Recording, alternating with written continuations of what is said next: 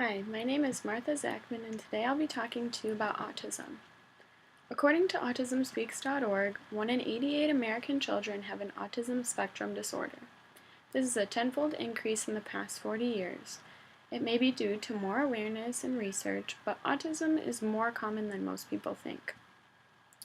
As a woman in Alpha Zeta Delta, I have been able to volunteer with children who have autism and their families and have learned many of the struggles along with the progress of the disability. More children are diagnosed each year with autism than juvenile diabetes, AIDS, or cancer combined. Are you going to know how to see it in your child in the future? To make sure you become more aware of this disability, I will cover background information of what autism is, the diagnosis, and treatments. To start, I will discuss what autism is by showing you the characteristics or symptoms and possible causes. The autism spectrum describes conditions that fall under the category of pervasive developmental disorders. These disorders include autism, Asperger's syndrome, and pervasive developmental disorder not otherwise specified.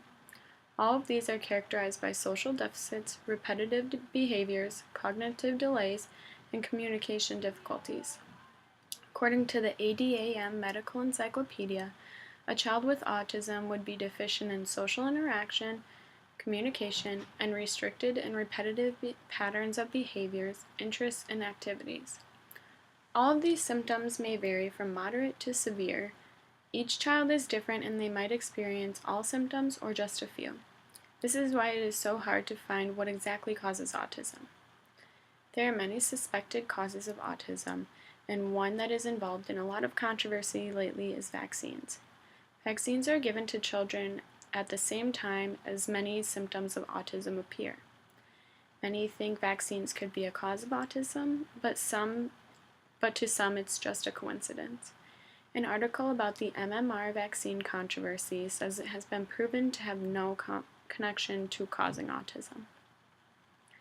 Now that I have discussed the causes and symptoms of autism, let me go over the diagnosis process. The Autism Society tells us a brief observation in one setting is not a true observation of an individual's abilities and behaviors. To make a more accurate diagnosis, parental and teacher input is essential.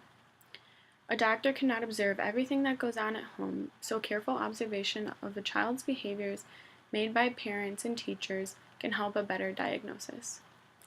There are medical and educational determination factors. These factors are very different. A physician uses diagnosis tests such as DSM-4, which gives the qualifications of the autism spectrum disorders, or ADOS tests, which are considered the gold standards for assessing autism. Educational determination involves a multidisciplinary team comprised of various school professionals. After learning how the diagnosis process goes, let us discuss the ways to treat autism. Applied behavior analysis and early intensive behavioral intervention have shown to work very well together as therapies. The EIBI programs recognize that all skills appropriate for each specific age are teachable and should be taught. Speech pathology has become helpful therapy with children who have autism. My good friend Casey is a speech pathology major, and she works directly with a child who has autism. She helps him develop his speech and social skills using instructional programs made specifically for him. These programs consist of different speech, language, communication, and behavioral difficulties he has or areas he needs improvement in. Casey told me she has seen quite a bit of progress while working with this child for about 1 year and hopes to see more progress throughout the coming years. Gluten-free, casein-free diets seem to have a good response with autistic children. Eat Organic, Julie Matthews, a certified nutrition consultant specializing in autism spectrum disorders, says, "We should eat high-quality foods that are free of pesticides and hormones." Julie Matthews also describes autism as a whole body disorder. If the child has allergies, it is likely to make them act up, so changing the diet of the child can really help them advance in their treatment. I myself have seen the progress that can be made with a change in diet, and that is why I want to make a career out of helping families adjust the child's diet as well as their own to make the child feel more comfortable. Many different medicines are also available to treat the behavior and emotional problems. Aggression, anxiety, attention problems, hyperactivity, mood swings, irritability, sleep difficulty, and tantrums are some of the problems the medicine can treat.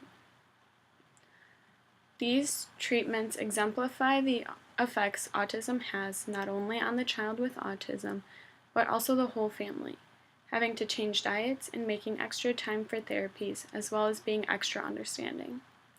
Now that you have listened to my speech, do you think you would be able to spot the signs of autism?